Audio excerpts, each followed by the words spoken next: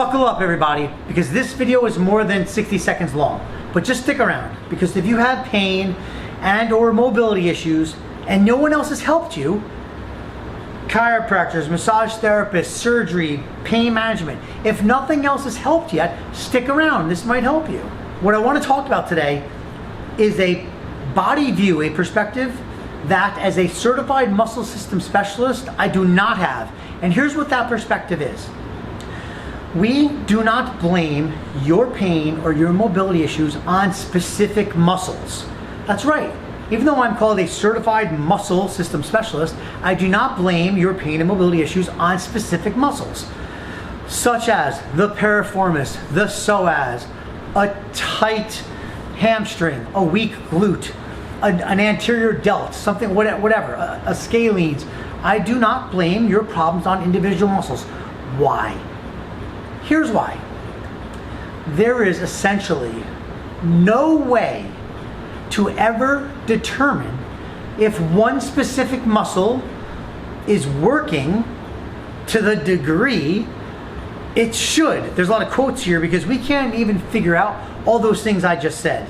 Like what working exactly means, to what degree exactly means, it should exactly means. So what I'm saying is there's no way we can say, hey, your glute isn't working. We can't say that. Even if we're doing tests with needles and we're looking at electrical conductivity, we still can't determine the entire muscle, which parts of the muscle. We can't determine precisely how much something's working or not. We can get a sense of how much electrical conductivity is occurring, but that's not the same thing as telling us if the muscle is working. On top of that, even if we do a nerve conduction test and we figure out, hey, the nerves heading to these muscles are not working correctly, they're lower than the values we'd like to see, that still in no way can tell us that lack of activity is the cause of your pain or mobility issues. And here's the second part of it. Here's why.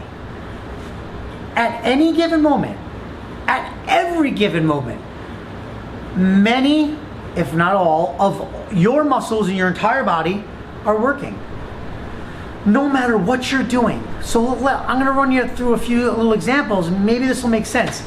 Here's something that's really obvious. If I'm doing a bicep curl, pretend I'm holding like a 60-pound dumbbell, a heavy dumbbell here, right?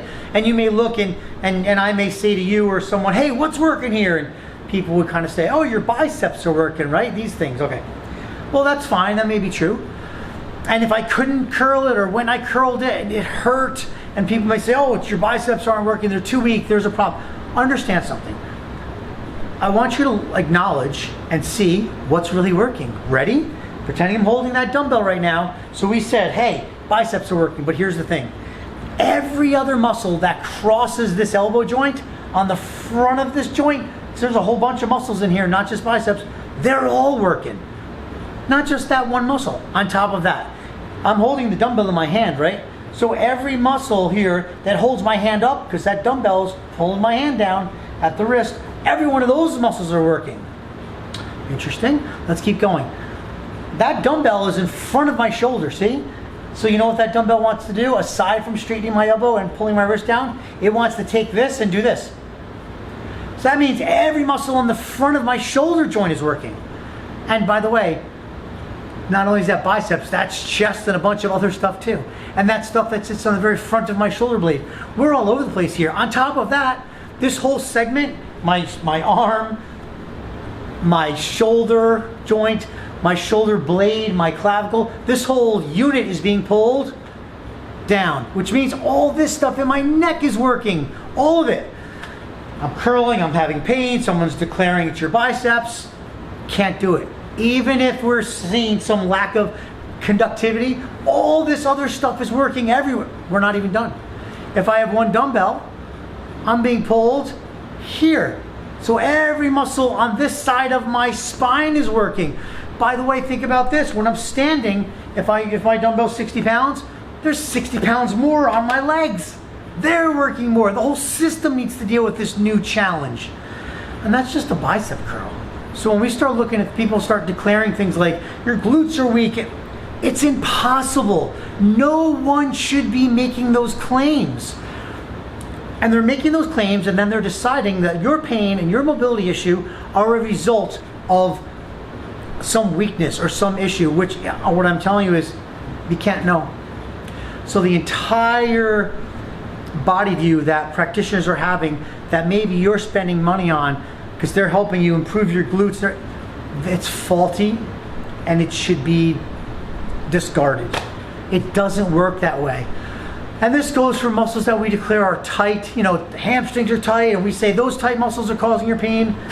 We can't even just say they're tight. You can say where you feel sensations, my hamstrings feel tight, and they may to you and no one's saying otherwise. But to declare that that's the cause of your pain, can't do it. So what I'm saying is we shouldn't be basing entire processes, businesses, business models, how we're working with people on anything that declares a certain muscle isn't working right or isn't working well or is too tight or something. We need a different way to look at things. So if nothing's helped, try a different way. I'm ready to help you.